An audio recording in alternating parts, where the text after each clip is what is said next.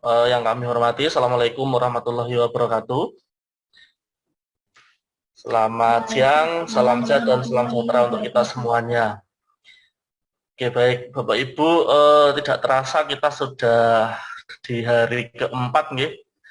Nah, semoga masih tetap semangat ya, masih ada 2 hari esok ya. Baik Bapak Ibu sekalian, sesuai dengan rundown yang kami share, siang ini kita akan berdiskusi terkait dengan pengantar kodifikasi klinis dan tata cara coding. Jadi di pertemuan hari Senin ya, kalau nggak salah, Bu Nuryati sudah memberikan pengantar terkait dengan terminologi medis. Nah, hari ini insya Allah siang ini kita lanjutkan dengan kodifikasi klinisnya bagaimana. Kemudian nanti sore ya, setelah sesi ini, insya Allah Bu Nur akan menyambung lagi terkait dengan aturan kodifikasi, ya, aturan morbiditas dan juga mortalitas. Baik, langsung saja mungkin untuk mempersingkat waktu, mohon izin saya share screen, Bapak Ibu. Oke, baik. Jadi nanti semoga nanti ada banyak hal yang bisa kita diskusikan, gitu, oke? Karena saya yakin sedikit banyak Bapak Ibu sudah pernah tahu paling tidak, oke, terkait dengan kodifikasi klinis. Oke, baik.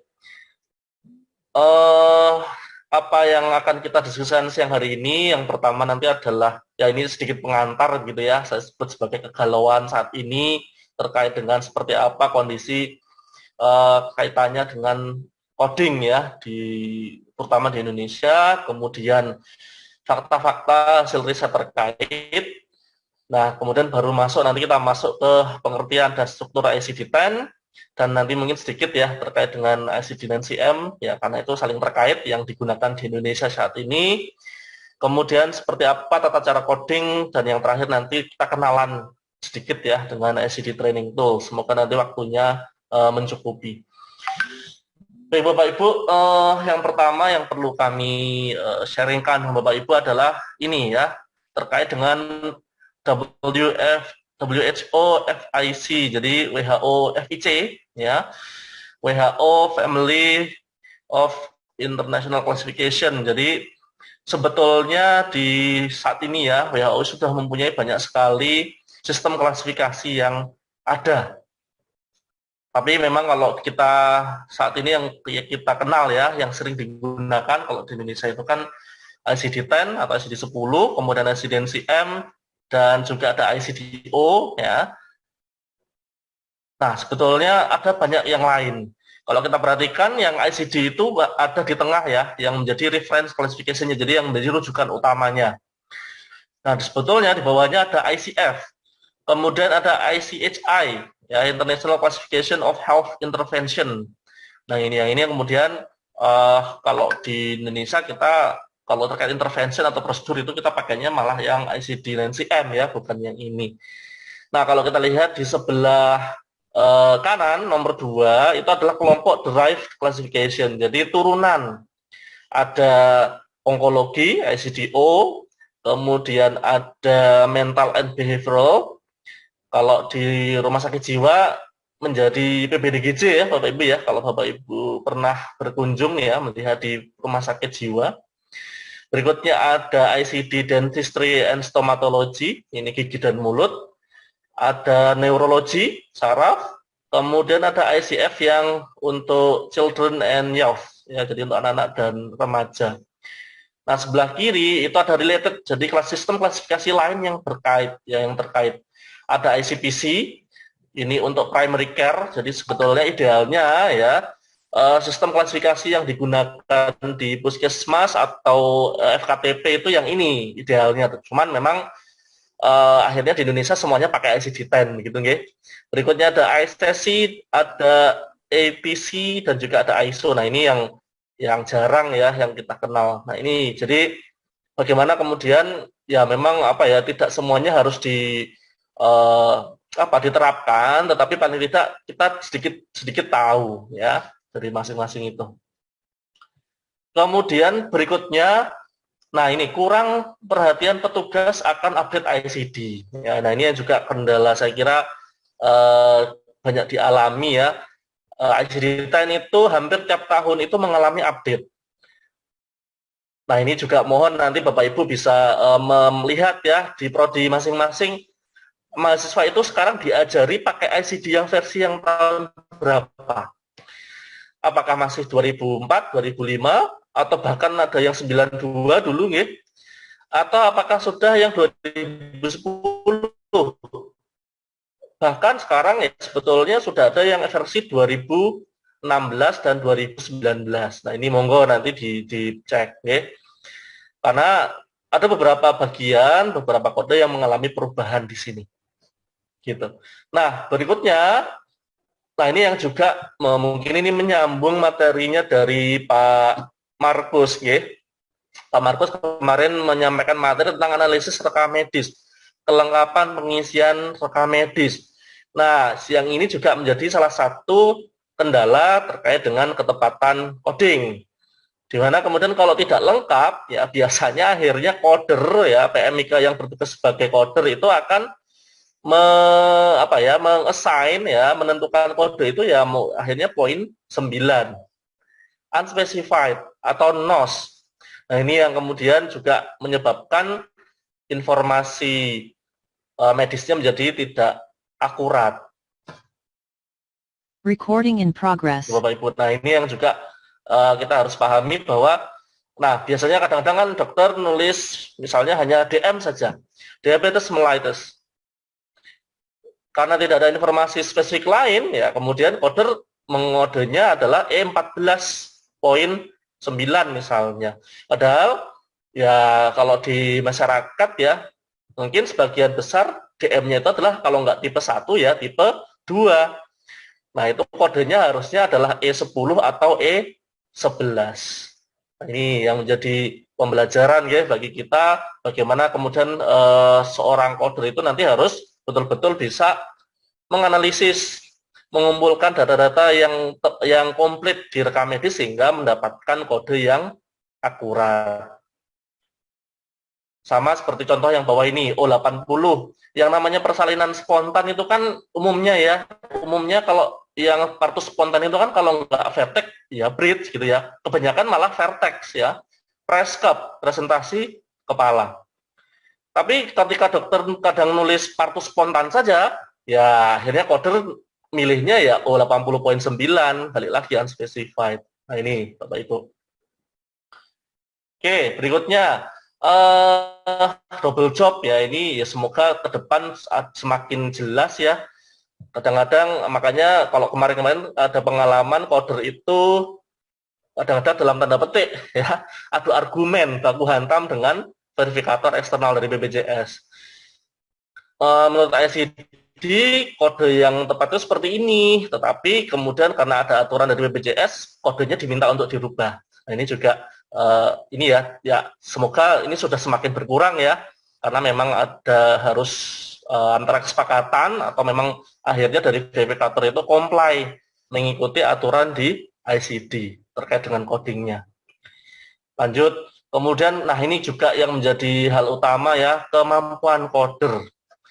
Tentu saja untuk dapat melakukan coding dengan baik, maka seorang coder, seorang PMIK lulusan kita harus mempunyai kemampuan, pengetahuan ya terkait dengan beberapa materi ini. Ada anatomi fisiologi, kemudian patologi, tindakan medis, terminologi medis, sistem klasifikasi itu sendiri ya, dan juga tata cara coding. Nah ini monggo nanti Bapak Ibu kita bisa evaluasi gitu ya.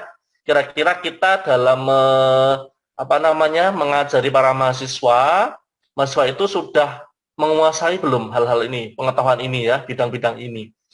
Sehingga nanti semakin lancar ya, semakin tepat dalam menentukan kode-kode baik itu diagnosis maupun tindakan medis.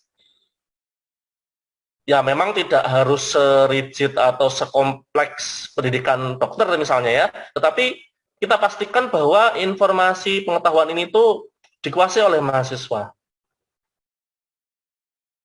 Oke. Kita lanjutkan Bapak Ibu. Nah, kemudian berikutnya, nah ini mungkin yang masih ditemukan ya di daerah-daerah bahwa yang menjadi coder ya, ada yang mungkin masih belum berpendidikan minimal D3 rekam medis. Di puskesmas mungkin ya yang bertugas untuk mengode penyakit ya langsung dokter atau perawat atau bidan atau tenaga kesehatan, bahkan tenaga non kesehatan. Nah, ini juga menjadi PR ya bagi kita semua, bagaimana kemudian pemenuhan SDM yang baik sehingga menjamin kode yang dihasilkan itu tepat dan akurat. Bapak Ibu sekalian, ini sedikit saya berikan sedikit riset ya, hasil riset bahwa memang ketepatan kode itu belum ya mencapai 100%.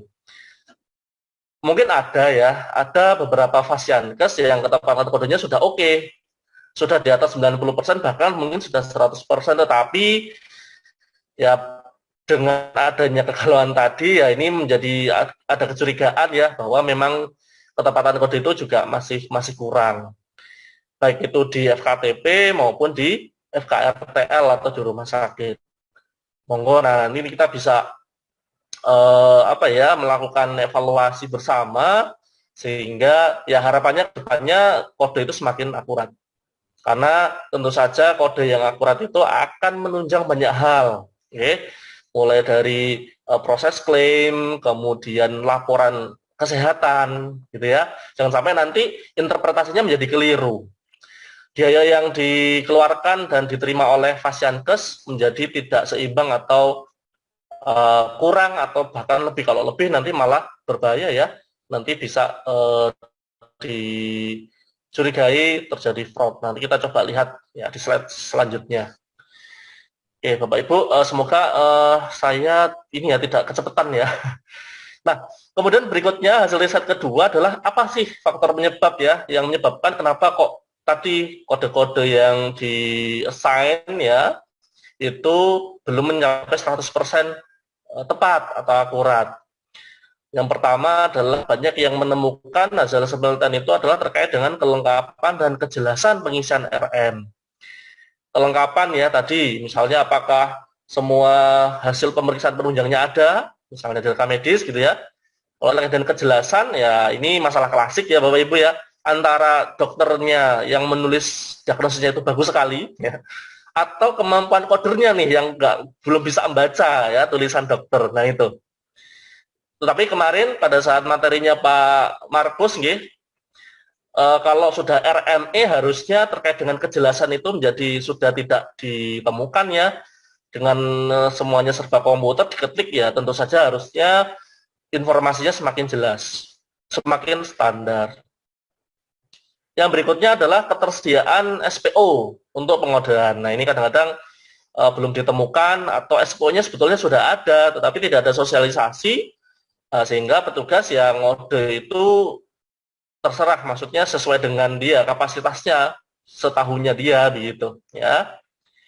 Oke, berikutnya yang menjadi faktor utama itu adalah SDM terkait dengan kualifikasi tadi ya, pendidikan dan pelatihannya, kemudian kompetensi ya ditunjang oleh penguasaan terhadap materi-materi tadi ya, mulai dari anatomi sampai dengan sistem klasifikasi, pengetahuan, ada ketelitian dalam mengode. Nah, ini kadang-kadang kalau tidak teliti ya kodenya bisa salah atau kurang digit ya. Berikutnya ada pengalaman kerja ya, memang biasanya semakin tinggi jam terbang ya, maka pengalamannya akan semakin baik. Dan juga beban kerja. Ya, ini juga pengaruh ya, kalau di rumah sakit rujukan itu apalagi semakin tinggi, misalnya rumah sakit tipe A, kasusnya akan semakin kompleks. Ini menuntut seorang koder itu harus mampu mengode. Kadang-kadang kan ada satu ini ya, pasien itu banyak sekali diagnosis yang ditemukan oleh dokter, ditegakkan. Nah ini bagaimana kemudian seorang koder itu mampu menentukan mana diagnosis utama dan diagnosis sekunder beserta kodenya. Nah juga yang dulu pernah ada yang dulu pernah ditemukan ya, dan itu kadang-kadang kalau di Fasiankes menggunakan istilahnya buku pintar. Jadi ada di sana karena mungkin belum ada lulusan rekam medis sehingga staf di sana itu membuat suatu ini catatan. kode-kode untuk diagnosis yang sering muncul. Nah, kemudian ketika ada diagnosis serupa di kode itu gitu. Tetapi ya ini menjadi hal yang mungkin kurang tepat ya, karena misalnya untuk DM itu mungkin antara satu pasien dengan pasien lain itu berbeda. Ada nggak komplikasinya? Ada tidak apa namanya, itu kasus rawat jalan atau rawat inap dan seterusnya, itu yang akan mempengaruhi ya, memodifikasi kode ICD yang di assign nanti. Ya, Bapak Ibu demikian. Jadi ini menjadi hal yang sangat penting ya, kami kira mahasiswa kita, karena nanti salah satu profil lulusannya mungkin dulu kemarin juga sudah dijelaskan oleh Bu Nuryati nggih. Salah satu profil lulusan untuk D3 rekam medis adalah sebagai clinical coder. Kalau untuk D4 clinical coder reimbursement. Nah, monggo Bapak Ibu bisa mengevaluasi lagi mahasiswa kita yang lulus itu mampu nggak melakukan kodifikasi ini. Nah, ini yang kemudian monggo nanti kita bisa diskusikan lebih lanjut. Bapak Ibu, ini sedikit ya pengertian ICD-10 meskipun terdiri dari 1, 2, 3 huruf ya ICD, tetapi sebetulnya singkatannya panjang ya, nggak hanya sekedar International Classification of Diseases, tetapi di situ ada sempilannya, ada kata statistical, kemudian dilengkapi lagi ada frasa and related health problems. Kenapa ada statistical? Ya karena di situ nanti hasilnya dapat digunakan untuk data statistik perhitungan angka kejadian penyakit maupun kematian ya, morbiditas dan mortalitas. Berikutnya kenapa ada tambahan and related health problems? Ya memang nyatanya kalau di ICD itu tidak hanya untuk kode-kode penyakit, tetapi juga ada kode-kode sign and symptoms. Ya, jadi tanda-tanda gejala penyakit ada. Kemudian alasan pasien itu berkunjung ke vaskes meskipun dia tidak sakit juga ada di kode Z ya, nanti kita coba lihat. Contoh misalnya vaksinasi DPT. Yang namanya orang vaksin itu kan sebetulnya nggak sakit ya. Dia perlu mendapatkan pelayanan kesehatan untuk meningkatkan kekebalan tubuh. Nah, itu yang kemudian yang disebut sebagai related problems. Oke. Berikutnya, ini sejarah perkembangan, ya, secara lebih rinci nanti Bapak Ibu bisa membaca di ICD-nya, ya ICD-10, kalau sekarang ya, itu di volume 2 Bapak Ibu, nanti Bapak Ibu bisa mencermati. Nah, secara umum, secara ringkas, dulu diawali dengan adanya suatu sistem pengelompokan yang namanya International List of Cause of Death, ya, jadi daftar penyebab kematian, kemudian dilakukan revisi 4, ke 5, ke 6, 7, 8, 9, saat ini sampai dengan 10, dan ya Bapak Ibu juga saya kira sudah tahu nggih, bahwa sekarang WHO sedang mengembangkan yang 11, yang 11. Ya, kita tunggu saja ya kapan di launching secara resmi dan diimplementasikan di seluruh dunia. Tapi untuk sementara memang yang dipakai itu kalau di Indonesia khususnya itu adalah yang ICD-10. Di beberapa negara juga saya kira masih menggunakan ICD-10. Meskipun di beberapa negara itu ada modifikasi. Contoh kalau di Australia itu dia ICD-10 IM ya, ada tambahan AM, Australian Modification. Nah, dan seterusnya. Baik Bapak Ibu, ini dasar ya, dasar aturan keputusan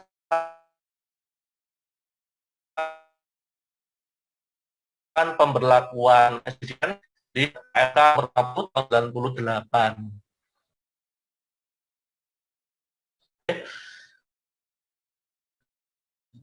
Lalu berikutnya lagi, nah fungsinya apa? Fungsi ICD itu adalah sebagai sistem klasifikasi dan masalah terkait kesehatan untuk kepentingan informasi statistik morbiditas dan mortalitas. Jadi nanti ya klasifikasi, ya mengelompokkan penyakit-penyakit. Ada kelompok penyakit sistem tertentu misalnya, sistem pernapasan, sistem pencernaan, dan seterusnya. Yang nanti hasilnya akan direkapitulasi, digunakan untuk kepentingan informasi statistik. Yang kita kenal biasanya ada misalnya statistik 10 besar penyakit. Kemudian laporan-laporan kesehatan itu yang kemudian Didapat dari mana sumbernya datanya? Dari hasil kodifikasi ICD. Karena dengan semua diagnosis itu ditranslate atau diubah menjadi kode-kode, itu akan memudahkan tenaga kesehatan ya atau rekam medis untuk dapat menghasilkan laporan-laporan kesehatan. Oke, kegunaannya berbagai macam ya Bapak Ibu, mulai dari indeks pencatatan penyakit, masukan bagi sistem pelaporan, kemudian memudahkan penyimpanan dan pengambilan. Nah, ini seperti apa? Ya tentu saja dengan disingkat ya. Kan kadang-kadang kalau yang karakter dari satu diagnosis kan banyak ya. Misalnya akut myocardial infarction misalnya, itu kalau kita hitung berapa karakter sendiri gitu ya. Tapi kemudian dengan ICD itu disederhanakan menjadi hanya 4 karakter misalnya. Misalnya kodenya I 21.0 misalnya. Ini saya lupa ya, nggak hafal. Kalau ICD kita memang nggak diminta untuk menghafal. Nah, dengan menjadi sedikit karakter tentu saja akan meminimalkan media penyimpanan ya Bapak Ibu ya. Kalau kita ngomong tentang penyimpanan secara elektronik itu kan banyak karakter, mungkin berapa KB, tetapi dengan hanya di sedikit karakter itu menjadi semakin sedikit sehingga penyimpanannya akan semakin optimal. Dan juga pengambilan ya, kalau kita bayangkan bahasa daerah, bahasa tiap negara itu berbeda-beda, tetapi dengan adanya kode-kode itu akan menjadi satu kesamaan arti ya. DBD ya kalau di Indonesia, demam berdarah dengue, itu kodenya misalnya A97. Kalau di bahasa Inggris kan menjadi dengue hemorrhagic fever gitu ya. Itu juga sama nanti kodenya di A97. Jadi semua orang di dunia akan di WHO ya, muaranya itu akan mengenal A97 sebagai, entah itu bahasanya di bahasa Indonesia itu DBD, di bahasa Inggrisnya sana ya DHF gitu ya, singkatannya. Kemudian pelaporan nasional dan internasional, jadi ya nanti datanya akan secara hierarki akan dikumpulkan mulai dari rumah sakit, puskesmas, naik ke dinas kesehatan kabupaten kota, naik ke provinsi, naik ke Kementerian Kesehatan, dari Kementerian Kesehatan akan dilaporkan ke WHO. Kemudian evaluasi data untuk evaluasi perencanaan, ini bayangannya perencanaan pelayanan ya, ini dapat kita bayangkan bahwa nanti data dan laporan kesehatan itu digunakan untuk pengambilan keputusan ya dari pihak manajemen.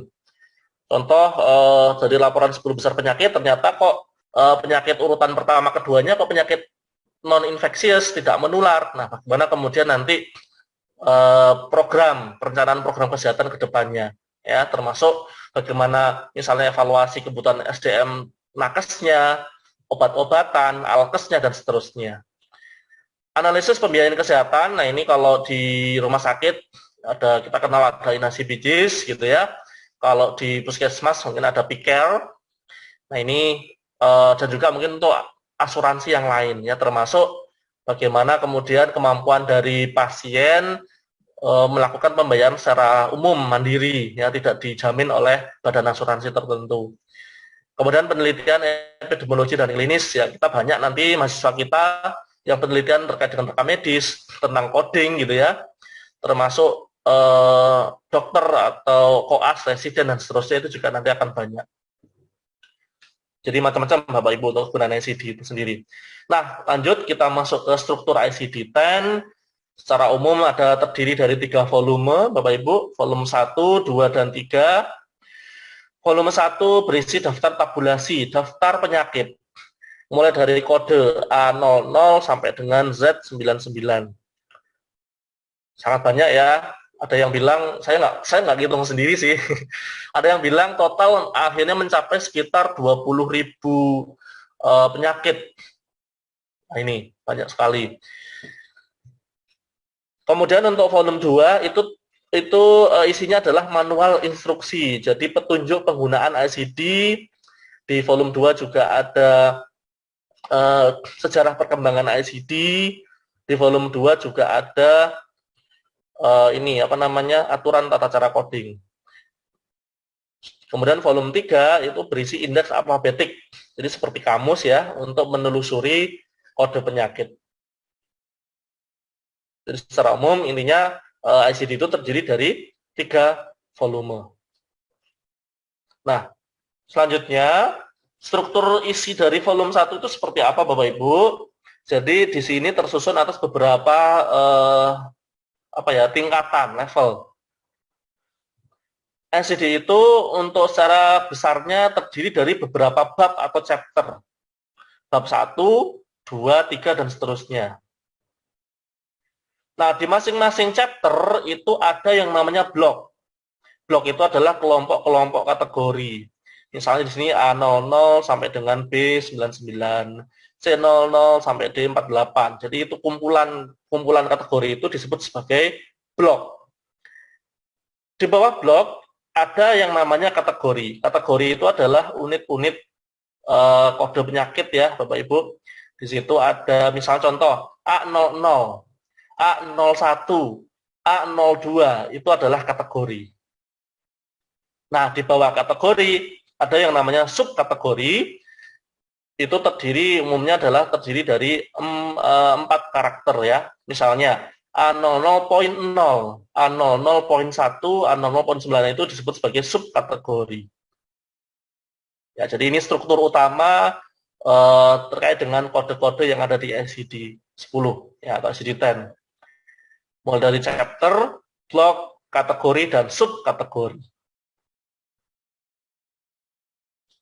Baik, Bapak Ibu, kita lanjutkan. Bab-babnya apa saja? Total di ICD 10 yang mulai dari edisi 2010 ya, atau sebelumnya itu sudah ada 22 bab atau 22 chapter. Nah, jadi chapter pertama itu berisi tentang penyakit infeksi dan parasit, ya isinya mengelompokkan penyakit infeksi dan parasit. Bab atau chapter 2 neoplasm, ya tumor dan kanker. Kemudian bab 3 ada penyakit darah, organ pembentuk darah dan sistem imun. Bab 4 penyakit-penyakit endokrin, gizi dan metabolisme. Bab 5 gangguan mental aku. 6 penyakit sistem saraf, bab 7 mata dan aneksa, 8 telinga dan proses mastoid. Kemudian 9 peredaran pernafasan,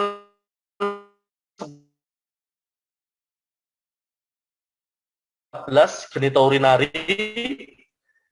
Bab 15 ini terkait dengan gangguan pada periode kehamilan, persalinan dan nifas. Kemudian 16 itu terkait dengan perinatal period, ya bayi baru lahir dan sebelum lahir ya. Kemudian bab 17 ada kelainan malformasi, deformasi, ini kelainan kongenital, cacat bawaan sejak lahir. Kemudian bab 18 sign and symptom, ya tadi gejala, tanda dan temuan abnormal klinis. Bab 19 luka, keracunan dan keadaan akibat sebab luar, misalnya luka akibat kecelakaan gitu ya, luka akibat bencana alam dan seterusnya, termasuk keracunan makanan atau keracunan obat zat kimia, nanti masuk sini. Bab 20 itu adalah penyebab luar, ya penyebab luar terjadinya suatu kondisi morbiditas dan mortalitas. Contoh misalnya kecelakaan lalu lintas, tersambar petir, gitu ya, jatuh dari lantai 2 dan seterusnya. Jadi penyebab luar cedera. Bab 21 adalah faktor-faktor yang memengaruhi status kesehatan dan alasan pelayanan kesehatan. Contoh tadi misalnya vaksinasi atau imunisasi. Kemudian kontrol, ya kasus kontrol itu juga masuk di bab 21. Terakhir, bab 22 itu adalah kode untuk tujuan khusus. Ini biasanya digunakan untuk klasifikasi penyakit-penyakit tertentu yang sama sekali baru dan belum bisa masuk ke bab-bab sebelumnya tadi. Contoh ada SARS ya di sini. Untuk yang ICD versi 2019, COVID-19 juga sudah masuk di sini di bab 22. Baik, itu adalah bab-bab yang ada di ICD-10. Yang volume 1 ya Bapak Ibu ya. Nah, kemudian volume 2 tadi isinya adalah how to use ya, jadi manual instruksi. Kemudian aturan coding untuk mortalitas dan morbiditas. dan juga ada deskripsi serta ini histori ya, sejarah perkembangan ICD. Baik, mau ini Bapak Ibu, ini saya ambil charger dulu, baterai hampir habis.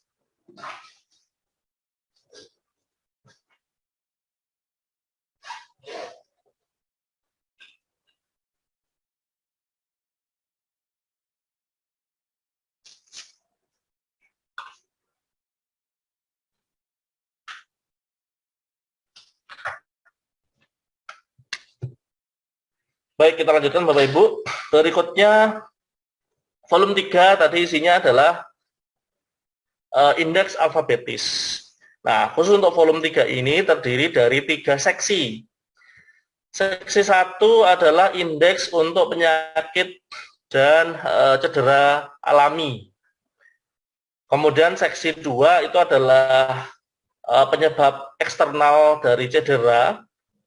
Sedangkan seksi 3 berisi tabel obat dan zat-zat kimia yang menyebabkan cedera atau keracunan.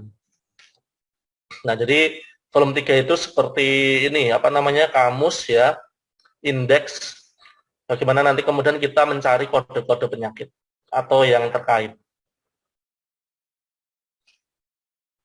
Nah, nanti kita coba ya, nanti akan saya tunjukkan, saya demonstrasikan seperti apa menentukan kode nanti di akhir PPT ini. Nah, kemudian berikutnya yang perlu dipahami adalah terkait dengan konvensi dan tanda baca. Bagaimana kita memahami tanda baca di dalam ICD sehingga nanti akan membantu kita ya melakukan coding. Yang pertama nanti Bapak Ibu akan sering menemukan tanda kurung ya, atau parenthesis.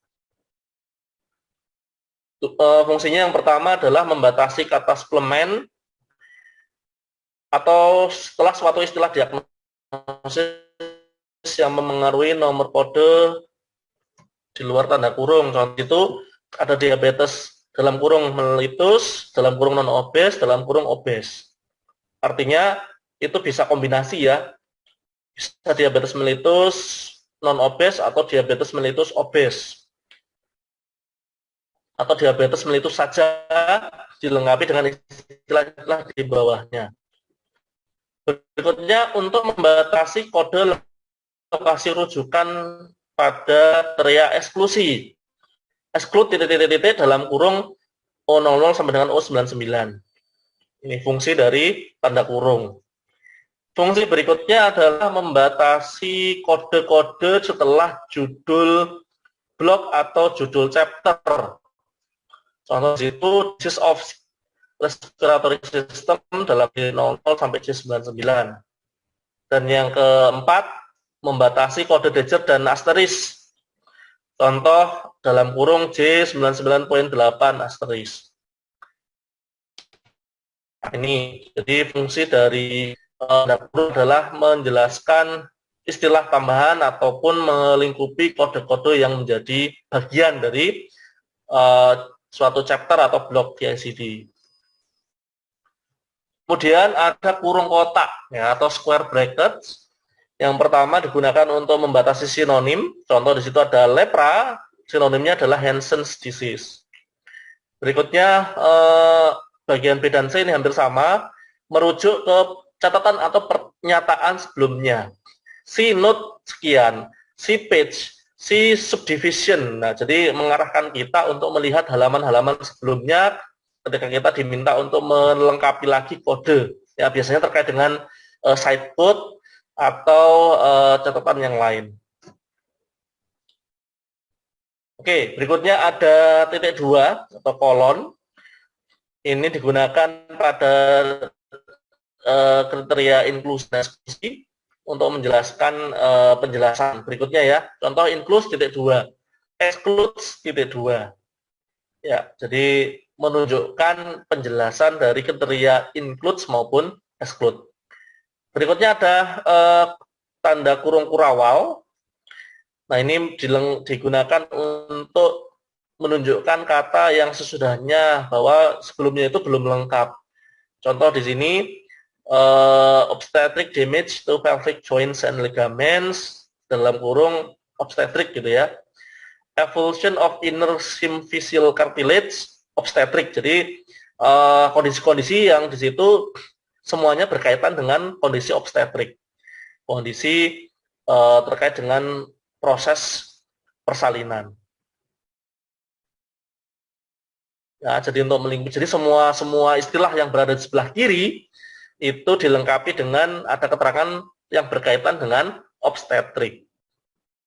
Sehingga kemudian kodenya dikode di O71.6. Karena kalau tidak ada keterangan obstetrik, ya mungkin nanti akan dikode di kode yang lain ya. Nah, ini. Berikutnya ada NOS dan ada NEC. NOS itu kepanjangan dari Not Otherwise Specified, yang berarti unspecified atau unqualified ya. Jadi biasanya dikode di poin 9. Tidak ada penjelasan lebih rinci. Ini ya untuk NOS. Nah, ini tadi ya kaitannya dengan kelengkapan pengisian rekam medis. Kadang-kadang kalau tidak komplit, tidak ada informasi yang detail, akhirnya coder memilih poin 9, NOS atau unspecified. Sedangkan NEC itu not elsewhere classified. Istilah yang dituju tidak dijelaskan di tempat lain. Contoh di sini B17.8 ada other specified acute viral hepatitis. Di situ ada NEC di belakangnya. Nah, berarti untuk apa namanya kondisi ini itu hanya dikode di B17.8, tetapi ini ada sedikit apa ya, bisa dikatakan warning. Bapak Ibu sebelum betul-betul memilih kode ini B17.8 contohnya ini ya, monggo bisa dicek lagi kode yang lain. Jangan-jangan ada kode yang lebih spesifik. Tapi kalaupun tidak ada ya mau ya sudah, berarti ini kode alternatif terakhirnya kita kode di NEC ini. Oke, Bapak Ibu ini ya. Berikutnya ada tanda digit dan asteris seperti plus ya atau mungkin seperti salib dan juga seperti tanda bintang ya. Nah ini biasanya dia bersifat dual coding Bapak Ibu. Ketika menemukan kode seperti ini berarti kodenya harus ditulis bersama-sama. Contoh ya di situ penyakitnya adalah measles pneumonia. Maka kodenya adalah B05.2 Dejer J17.1 asteris. Jadi nulis kodenya itu harus bersamaan. Tidak bisa ditulis hanya salah satu saja. Tandanya juga kita tuliskan ya. Contoh misalnya kedua, tuberculous pericarditis. Maka kodenya kita tuliskan bersamaan A18.8 Dejer I32.0 asteris. Jadi kodenya ada dua, dan itu kita tuliskan bersama-sama. Tetapi yang dituliskan pertama, urutan pertamanya yang kode berdejer, karena itu sebagai penyebab, sedangkan kode berasteris itu sebagai manifestasinya. Manifestasi atau organ yang mengalami sakit, ya, gangguan. Nah, ini terkait dengan kode dejer asteris. Baik Bapak Ibu, umumnya kalau kita belajar di kampus, mahasiswa banyakkan pakai yang versi cetak ya, yang versi di print ya CD-nya. Tetapi sebetulnya dari yang biasa di print itu awalnya dari PDF, yang kemudian di print ya, dicetak. Yang juga monggo di belajar bersama-sama, monggo bisa diakses yang versi web ya di icd.who.int ya, itu juga bisa. Kemudian ada juga aplikasi desktop ya, tapi ini sayang sekali mungkin terbatas, hanya ada edisi yang lama ya. Ini kebetulan kami punya yang 2005 saja, yang terkini ya. Nah juga nanti monggo nanti apakah mungkin ya di Android itu juga sudah banyak yang versi mobile. Nah ini peluang ya untuk kita bisa mungkin memanfaatkan versi CD ini untuk menunjang proses coding. Tapi ya kadang-kadang ada yang beranggapan, saya lebih enak pakai yang buku yang dicetak ya, karena kalau melihat di layar terus pusing misalnya.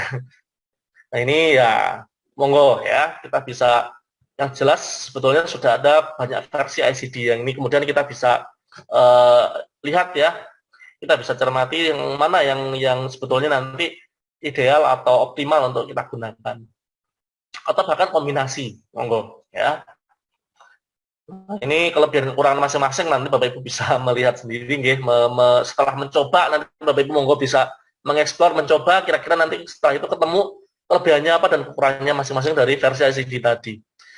Lebih enak pakai yang mana? Nah, monggo nanti ini preferensi dari masing-masing individu nggih. Oke. Nah, selanjutnya kita masuk ke tata cara coding Bapak Ibu. Jadi tentu saja sebelum mendapatkan suatu kode penyakit atau tindakan medis, yang pertama kali harus dilakukan adalah mengidentifikasi mana diagnosisnya, mana tindakan medis. Ya, itu tentu saja itu yang menjadi pertama kali harus diperhatikan. Nah, setelah itu dilanjutkan dengan tentukan lead term atau kata kunci. Nah, dilanjutkan dengan baca dan ikuti tuntunan setiap catatan di indeks alfabetis di volume 3 tadi, ya.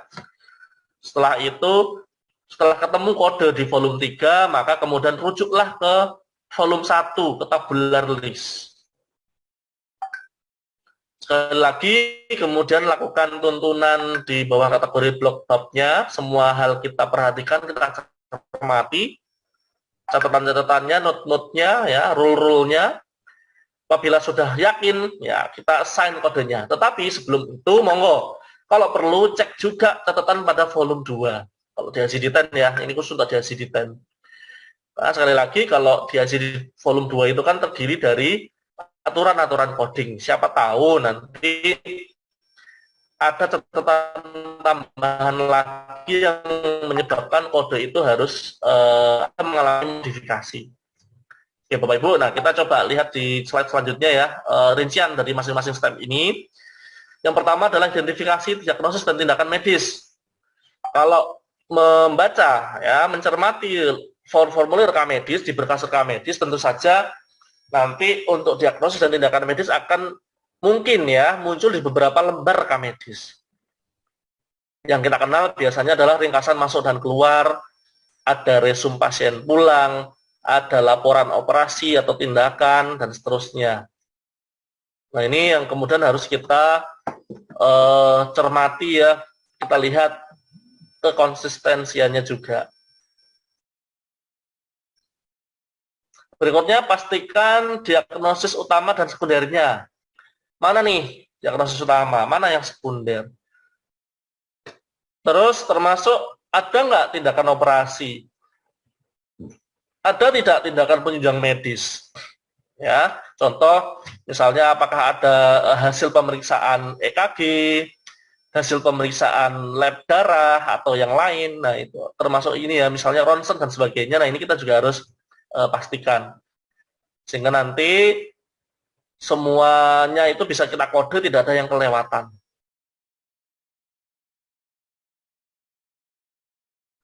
Nah, setelah kita berhasil menentukan diagnosis dan tindakan medis, langkah kedua kita, oh ini belum langkah kedua ya, ini masih langkah pertama. Nah, bagaimana kemudian kita ketika mengidentifikasi diagnosis atau tindakan medis itu, pertama adalah terkait dengan kejelasan penulisannya. Ya Bapak Ibu ya, kadang-kadang ya ini ya, kalau masih tulis tangan, rekam medis masih paper base, itu kadang-kadang masih memungkinkan adanya ketidakjelasan dalam penulisan, atau ya mungkin karena kemampuan kita ya yang masih belum mumpuni, bisa dikatakan seperti itu. Kemudian ada nggak singkatan dan simbol yang terstandar? Karena kadang-kadang satu singkatan itu bisa berbeda interpretasinya, gitu ya. Lalu konsistensi penulisan diagnosis pada lembar rekam medis, dari lembar satu ke lembar yang lain tadi ya. Sama nggak? Jangan-jangan misalnya yang ditulis oleh dokter di discharge summary itu simple, tidak lengkap, tetapi mungkin kita bisa menemukan informasi yang lebih lengkap di lembar-lembar yang lain. Berikutnya informasi rinci detail terkait dengan diagnosis tindakan medis.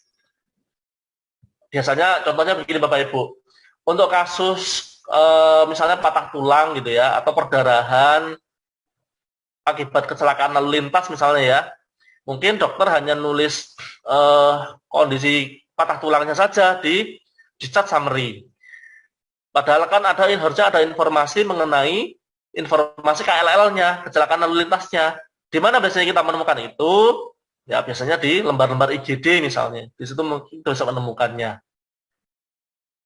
Ya Bapak Ibu. Nah ini contoh ya. Jadi hal-hal yang perlu kita perhatikan. Nah nanti kita coba bimbing ya mahasiswa kita bagaimana untuk mengidentifikasi diagnosis atau tindakan medis ini. Ya di samping sebelah kanan ada contoh ya. Nah ini karena Bapak Ibu saya kira juga ada Bapak Ibu yang mengajar coding ya.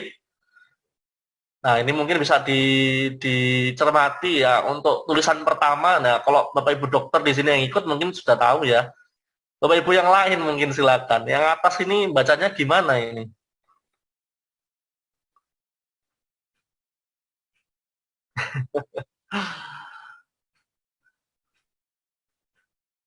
Monggo Bapak Ibu. Stroke hemorrhage ya Pak? Ya betul ya. Stroke hemorrhage. Kalau yang istilah yang kedua, ada tanda pager itu artinya apa Bapak Ibu? Biasanya itu fraktur ya Pak? Ya betul ya. Fraktur. Fraktur antebrachi. Nah, istilah antebrachi ini sendiri, kalau kita cari di ICD itu tidak ada Bapak Ibu. Kalau nggak salah ya, kalau kemarin saya coba nyari antebrachi ini di ICD itu nggak ada. Nah ini berarti kita kode nanti perlu melakukan translate. Antebrachi itu tulang yang mana? Nah, itu juga harus paham tadi ya. Berarti anatomi fisiologinya harus paham juga. Yang terakhir ada PPOK. Panjangannya apa Bapak Ibu? Sudah tahu semua ini mesti. Penyakit paru obstruktif kronis ya, atau kalau di ICD itu menjadi COPD ya, chronic obstructive pulmonary disease. Berarti kan kalau ini juga menjadi perhatian, berarti mahasiswa kita perlu kita bekali dengan ini kemampuan translate ya. Mungkin karena ada mungkin diagnosis yang masih dituliskan dalam bahasa Indonesia sehingga perlu ditranslate menjadi terminologi medis atau bahasa ICD. Ya, ini ya, monggo nanti dicek lagi mahasiswa kita sejauh mana nih kemampuannya untuk codingnya ya. Oke, lanjut. Kemudian kita setelah berhasil mengidentifikasi diagnosis tindakan, kita lanjutkan dengan mencari lead term atau kata kunci. Kata kunci itu apa? Adalah istilah yang digunakan sebagai panduan untuk mencari diagnosis atau masalah pada ICD. Ya, jadi kata kunci yang menjadi rujukan ya untuk mencari kode contoh di situ ini saya cuplik ya di bawah itu berarti kata kuncinya adalah disease. Nah kemudian kita turun ke bawah kita runtut kita turut ya istilah selanjutnya apa yang melengkapi kondisi masalah penyakit itu.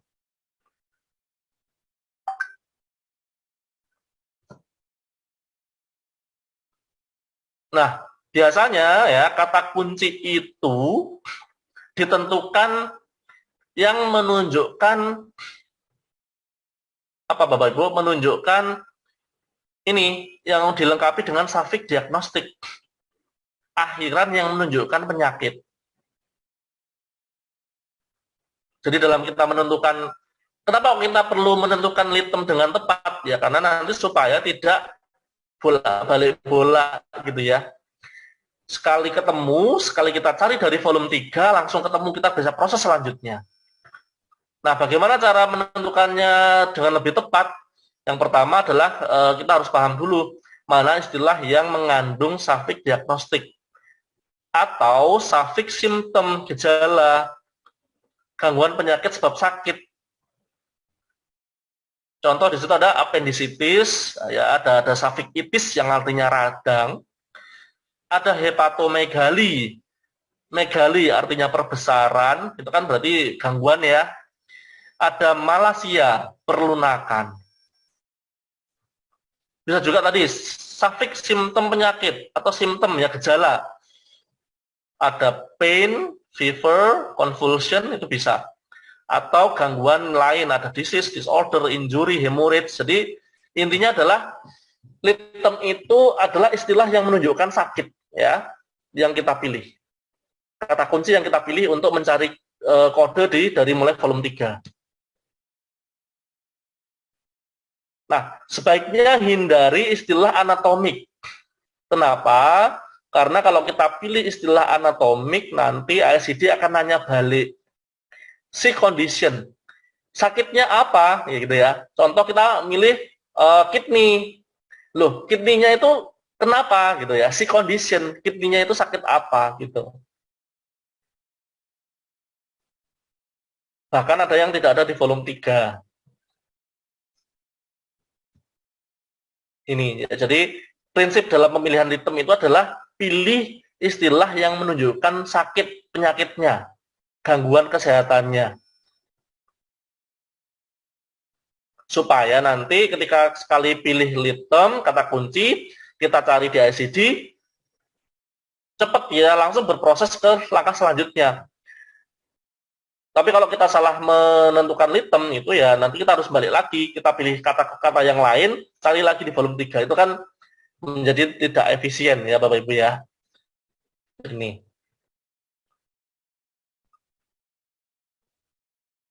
Bisa juga ini ya, sebab luar cedera, cedera. Jatuh itu fall gitu ya. Terpukul, strike atau kontak with, KLL, accident, dan seterusnya. Kalau yang litem tadi itu yang seksi 1 ya di volume 3 untuk mencari penyakit ya, istilah penyakit. Nah, yang ini nih di volume 2 ini untuk sebab luar penyakit. Ini kita bisa gunakan sebagai litem juga, kata kunci juga.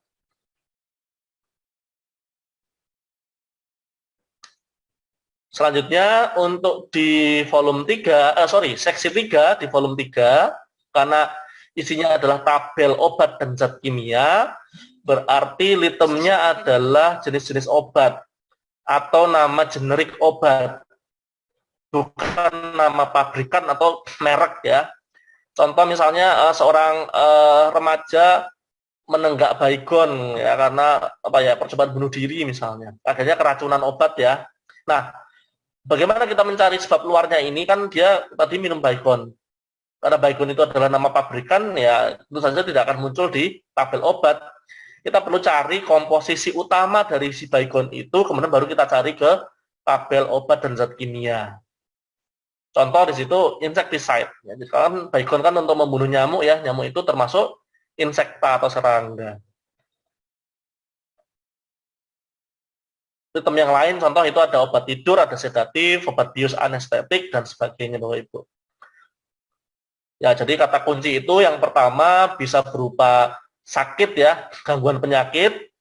Yang kedua bisa sebab luar cedera, tadi sebab-sebabnya contoh jatuh, apa terpukul atau kecelakaan lalu lintas dan sebagainya.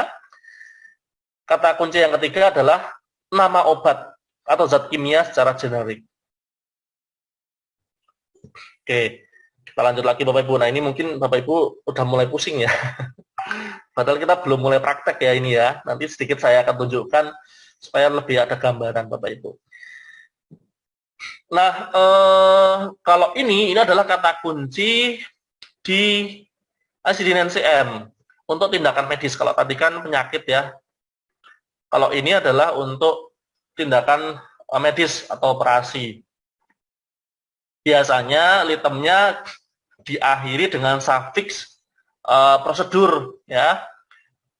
Contoh ada appendektomi, operasi pengangkatan appendix atau usus buntu.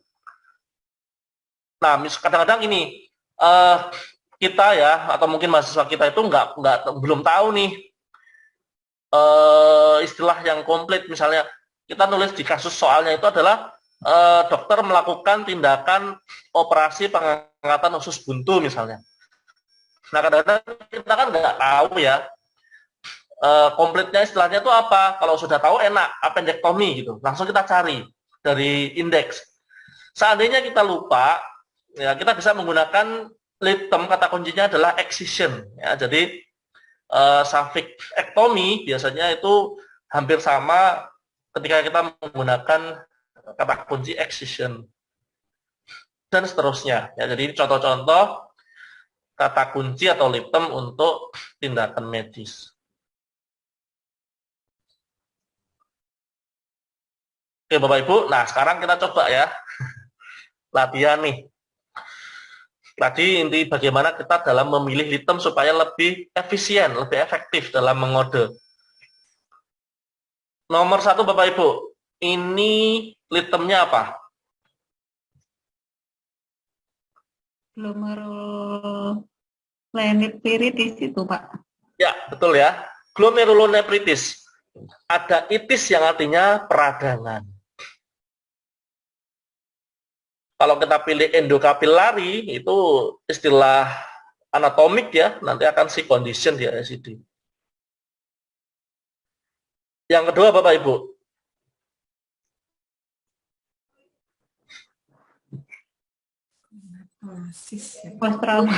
Gonartrosis.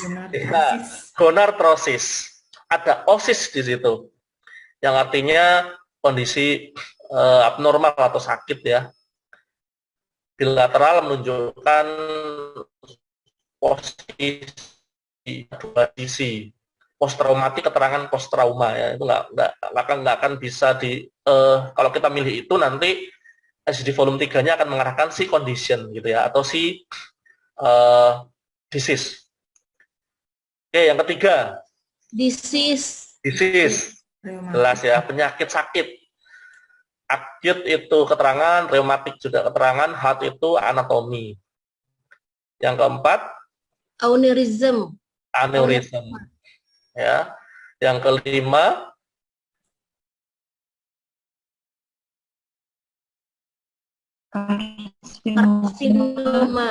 karsinoma ya, ganas sel epitel, karsinoma.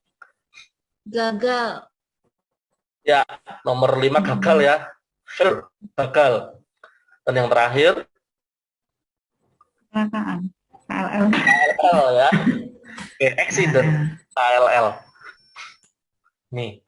Nah, dengan kita tepat menentukan litem, harapannya nanti langsung ketemu ya di volume 3 kodenya dan langsung bisa proses ke selanjutnya. Terima kasih Bapak Ibu. Nanti setelah kita tentukan litem, baca dan ikuti setiap tuntunan di volume 3. Contoh kita menemukan litem ada adenoma. Ternyata itu ada catatan si also neoplasm benign. Ada note except where otherwise bla bla bla bla by code set as for neoplasm benign. Contoh ya, adenoma misalnya pada lambung misalnya, ya adenoma lambung ya, berarti nanti kita pilih adenoma ini sebagai litem si also neoplasm benign, kita pindah adenomanya, nanti kita akan mencari kode-kodenya. Nah, ini contoh saja bahwa ternyata di volume 3 itu ada beberapa catatan yang harus kita perhatikan. Contoh yang cukup banyak catatannya adalah ketika kita mengode kasus neoplasm, yaitu masuk ke kanker ganas atau jinak atau yang uncertain atau yang in situ dan sebagainya. Ini kodenya bisa variatif ya, tergantung tipe dan keganasan dari neoplasm tersebut. Nah, setelah kita berhasil membaca dan ikuti satu tuntunan, kemudian kita menemukan kode, maka kemudian rujuklah ke tabular list, ke volume 1. Karena mungkin di volume 1 ada catatan tambahan. Contoh seperti ini, ada si site code. Berarti kita harus menambahkan tambahan kode ya, digit tertentu yang nanti akan memodifikasi kode yang didapat. Oke. Kemudian baca juga tuntunan dan semua catatan yang ada. Contoh di sini ya, di bawah B51 ada keterangan di sini, include mixed infection of Plasmodium vivax with other Plasmodium species except Plasmodium falciparum. Nah, ini harus kita ikuti, harus kita pahami. Disuruh ngapain nih, coder ya. Contoh lagi di bawah blok B95 sampai B98 ada note di sini. Intinya adalah kode B95 sampai B98 tidak boleh digunakan sebagai kode utama. Dia hanya sebagai kode sekunder, kode edisional, ya, pelengkap. Contoh lagi di chapter 1 di bawah bab 1 ada ini ya, ada note di sini, use additional code if decide to identify resistance to antimicrobial drugs. Karena sekarang mulai banyak ya bakteri yang resisten terhadap misalnya antibiotik tertentu. Ketika dokter menuliskan itu ya berarti nanti kita bisa tambahkan kode ini. Ada informasi mengenai resistance terhadap obat. Nah, jadi intinya ketika kita meng-cross check ya, kita kalau bisa ini mahasiswa kita ajari untuk prosesnya itu 3 level. Dicek di kategorinya, dicek di bloknya sampai dengan chapter. Karena jangan-jangan ada note ya, catatan yang bisa memodifikasi kode. Apa yang kita temukan dari volume 3, kemudian kita cek ke volume 1, bisa jadi nanti kodenya berubah. Atau ada tambahan note tertentu. Baik Bapak Ibu, kemudian ini jangan lupa juga ya cek catatan di volume 2. Karena ada beberapa kode yang di situ ternyata ada beberapa tambahan catatan ya. Umumnya dicek di ini, di bagian chapter specific notes. Beberapa bab di situ atau ya beberapa chapter atau bab dia punya beberapa catatan tambahan untuk beberapa kodenya. Nah, ini yang juga mohon nanti bisa diperhatikan. Ini contoh lagi yang lain ya. Ternyata kalau kita mengode penyakit HIV gitu ya, HIV dengan multiple disease, ternyata di contohnya di sini sudah diberikan contoh, oh ternyata boleh ditambahkan kode-kode tambahan. Jadi kodenya jadi multiple gitu ya. Tidak hanya di kode misalnya, tidak hanya di kode di B27, 22.7, tetapi juga ada tambahan kode-kode sekunder yang lain.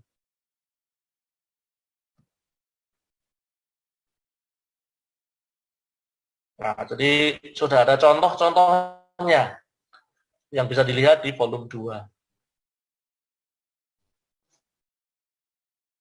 Nah, ini juga tambahan yang lain, monggo bisa diidentifikasi kasus codingnya. Itu kasus rawat jalan atau kasus rawat inap, kasus baru atau kasus kontrol. Yang juga yang menjadi penting adalah bagaimana kemudian kita menentukan apakah kemudian akan muncul kode Z. Nah, ini yang mungkin juga sering muncul ada di Z09. Follow up examination. Pemeriksaan lanjutan atau kontrol biasanya kita kenal ya.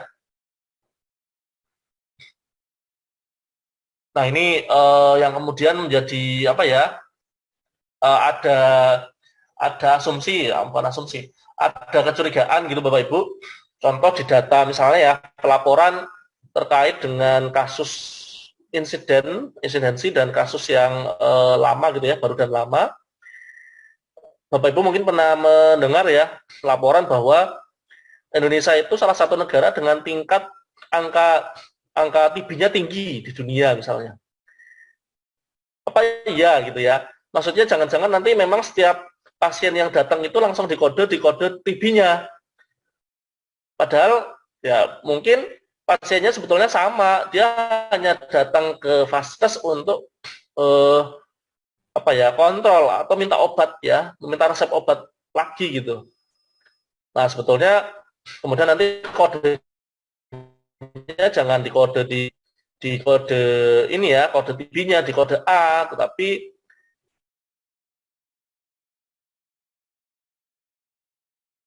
mungkin akan menjadi kode ini. Ya, tetapi kalau misalnya kemudian di kode sama di A semua, ini kemudian kalau dihitung ya, direkap, nah ini menjadi kodenya menjadi banyak. Yang implikasinya adalah nanti jangan-jangan kesimpulannya bahwa kejadian TB-nya tinggi di suatu daerah. Nah, ini yang juga menjadi perhatian kita, bagaimana kemudian bahwa ketepatan kode itu menjadi sangat penting gitu ya. Nah, ini contoh Bapak Ibu, bagaimana kita dalam mengode gitu ya. Ini ya nanti mungkin kita coba perhatian ya. Saya akan coba tunjukkan misalnya contoh mungkin yang dulu. Yang nomor berapa ini? Nomor 5. Anemia defisiensi zat besi pada ibu hamil. Bagaimana kita mengode ini gitu ya? Kira-kira tadi ya berdasarkan urutan tata cara codingnya, yang pertama kita lakukan, oke, berarti untuk identifikasi diagnosisnya sudah benar ya, anemia defisiensi zat besi pada hamil. Langkah yang kedua tadi adalah menentukan lead term atau kata kunci. Kata kuncinya Bapak Ibu pilih yang mana nih? Anemia, Pak. Anemia, oke ya. Kita pilih anemia. Setelah itu kita cari dari volume 3. Tadi ini sementara saya share dulu. Saya akan share untuk ICD volume 3-nya Bapak Ibu. Kita coba ya. Kita coba bagaimana menentukan kode ini. Oke, saya share ini. Ini adalah ICD volume 3 berisi indeks alfabet. Kalau kita pakai apa namanya PDF, itu kita bisa sebetulnya ada fitur searching ya, mencari misalnya anemia. Tapi memang kelemahannya ini harus scroll up scroll down ya, karena kalau kita pakai yang versi cetak kan enak ya, tinggal buka-buka lembar.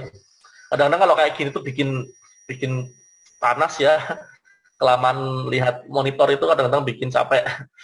Oke, berikutnya tadi kita setelah menemukan item misalnya anemia, kita cari anemianya ya di volume 3, kita cari indukannya yang dicetak tebal seperti ini. Kita cari yang pertama kali. Karena kalau kita di sini ada total ada 61 istilah anemia ya, kalau kita search di sini. Amannya kata kunci itu kita cari ini yang dicetak tebal, yang pertama kali.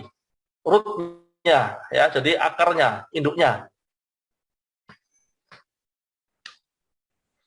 Ini setelah di halaman 44 contohnya misalnya anemia. Tadi kan kasusnya adalah anemia defisiensi zat besi pada ibu hamil. Oke, setelah kita ketemu anemia, cari apa? Defisiensi ya. Setelah itu kekurangan kan istilahnya adalah defisiensi. Maka setelah anemia kita turun ke bawah. Di sini ada defisiensi.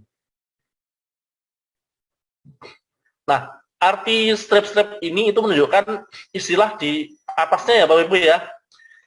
Berarti strip pertama ini artinya adalah anemia. Strip yang kedua ya kita tinggal lurusin aja ke atas. Kalau contoh yang ini berarti anemia with disorder of anaerobic glycolysis. Jadi Bapak Ibu mungkin setelah ini semoga tidak bingung ya. Arti tanda strip itu apa gitu. Strip ini adalah menunjukkan istilah di atasnya. Misalnya ini. Kalau yang ini, kira-kira 3 strip ini artinya apa?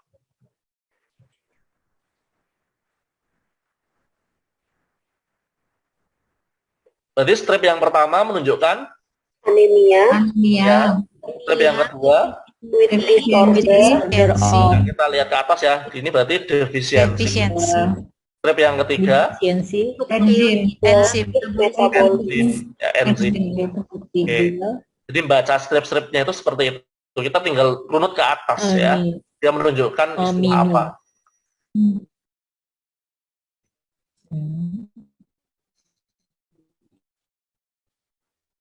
Baik, kalau tadi anemia kekurangan zat besi pada ibu hamil. Berarti anemia defisiensi zat besi itu apa? Iron, ya, besi, zat besi. Oke ya.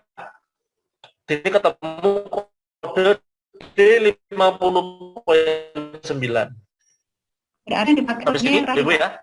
Ya, jadi setelah kita runut ke bawah. Sepanjang di situ ada keterangan, kita habiskan sampai jadi jangan buru dipilih langsung anemia 9. Tapi kan di soalnya kasusnya tadi anemia kekurangan zat besi. Berarti anemia defisiensi, kemudian turun cari zat besi itu apa? Pasangan yang lagi kayaknya nggak ada ya. Keterangan berikutnya pada ibu hamil ya. Maka selesai, kita bisa pilih ini. Nah, apakah sudah selesai Bapak Ibu? Belum. Bapak Ibu setelah ketemu kode seperti ini, silahkan cross check ke volume 1.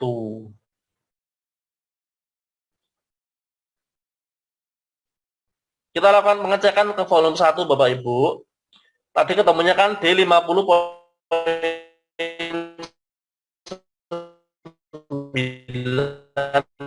Ya, ini yang terlihat volume. Mungkin saya stop share dulu deh daripada salah ini ya. Ini adalah volume 1. Kita langsung menuju ke D